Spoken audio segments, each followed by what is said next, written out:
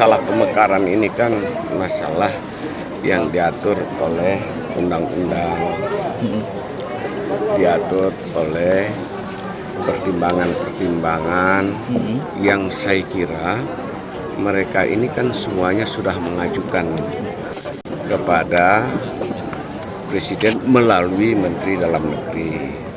Sampai hari ini kan masih banyak pertimbangan tentang diizinkan atau tidaknya pengembangan itu. Tidak ada kata tidak, tetapi buat sementara kata Presiden kemarin kan dipertimbangkan dengan matang, sementara ditunda dulu karena begitu banyak masalah-masalah yang perlu diselesaikan dalam pemekaran kabupaten maupun provinsi di seluruh tanah air ini. Jadi masih dipertimbangkan. Kemarin sudah alas sudah alas Abbas, ini kan 3 di sini minta Abbas dan alas. Itu masih dalam proses, bukan kata-kata tidak diizinkan, tapi masih dalam proses. Artinya terbuka pulang, Pak ya? Ya, kita lihat dalam keputusan mereka nanti kan pertimbangannya kan pasti ada. Peluangnya pasti ada. Tidak khawatir dengan kasus protap kemarin, Pak, yang menjadi korban? Masalah protap kan lain situasinya ya. Masalah Aceh ini diajukan sebagai alternatif untuk pemenangan agar mereka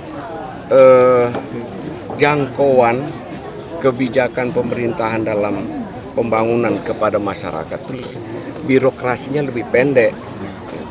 Nah, itu yang dan diminta kan tidak dalam seperti protap kemarin. Mereka demo baik, ajukan baik, alasannya bagus, begitu disuruh berhenti, tunggu bagaimana pertimbangkan begitu. Kira-kira berapa lama menunggu proses pemekaran? Tunggu ini kan dalam proses peralihan pemerintahan. Nanti kan boleh diajukan, silakan ajukan lagi kan, itu ada dewan yang baru, ada pertimbangan baru, kan gitu ya dengan perkembangan. Di sidang DPD RI, sidang paripurna hari ini, Ketua DPD menegaskan bahwa dalam undang-undang otonomi daerah itu di samping soal pemekaran juga soal penggabungan yang juga harus ditegaskan bagi daerah-daerah yang secara ekonomi belum mandiri. Ya itu dia, kan pertimbangan pemerintah kan sudah ada. Pertimbangan kenapa otonomi daerah itu pemekaran itu boleh, ya toh? Pemekaran itu boleh, ya toh? Pemekaran itu boleh asal kemampuan daerah itu secara ekonomi mampu menghidupi daerah itu sendiri. Dan yang paling jelas memperpendek jalur birokrasi agar pembangunan itu dapat betul-betul dirasakan oleh masyarakat di daerah itu. Ya, kan? Tapi syarat kan ekonomi harus baik. Proses untuk persiapan 3 provinsi di Aceh ini sampai kapan, Pak? Targetnya? Targetnya saya nggak bisa sebutkan target, karena itu kan dari masyarakat sini. Masyarakat ada legislatifnya, ada eksekutifnya, ada yudikatif yang melihat dari persyaratan dari atas tentang persyaratan pemekaran, ya kan? Diajukan kembali nanti. Sekarang kan proses pemerintahan baru, diajukan baik-baik. Tempat kita kan mengajukan baik kan lebih enak, duduk baik-baik, ini kan nanti pertimbangannya macam-macam. Kalau kita desak dengan cara apalagi seperti yang Medan yang jangan sampai terjadi lagi lah itu ya. Terus ini Pak, terkait dengan izin dari gubernur katanya, ini jelas-jelas Irwandi Yusuf sangat melarang itu. Itu bagaimana?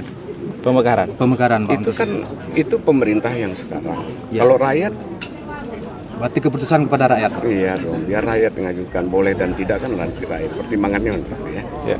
Kedua, salah satu kunjungan tim sukses SBY Budiono ke Naganda khususnya ke Aceh ini dalam rangka apa? Apakah ada konsolidasi, terima kasih. Terima kasih atas dukungan ya, dukungan masyarakat Aceh khusus Naganda yang adakan ini. Kemarin mau diadakan di Aceh Lok Sumawe, saya belum sempat, tapi ini kebetulan Sampan mengucapkan terima kasih atas dukungan kepada Presiden SBY Budiono dalam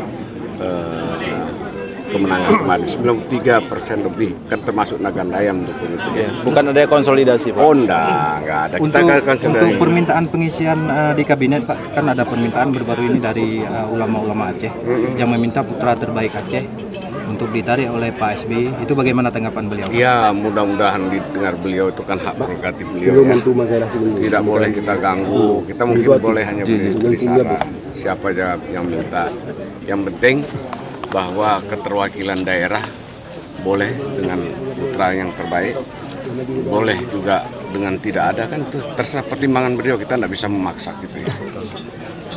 Soal kesiapan SBY datang ke Aceh bisa dimaknai itu sinyal positif. Kan sudah kemarin, Yang Bapak bilang tadi sudah datang kan kemarin dia. ya artinya sinyal positif untuk pemekaran.